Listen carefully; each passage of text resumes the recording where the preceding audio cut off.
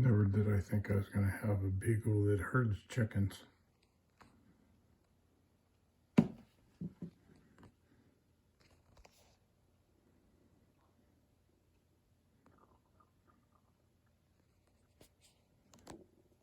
She just worries about them all the time.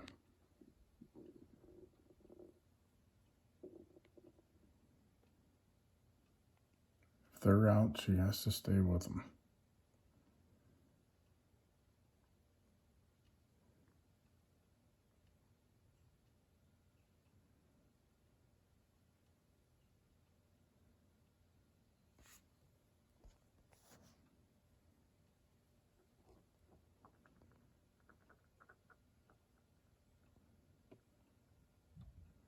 Don't let her size fool you either. She's a very fierce dog when it comes to being protective.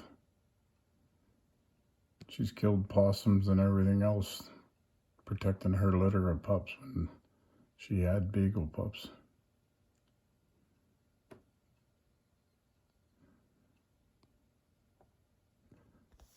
Who would have thought that she was going to attach herself to chickens?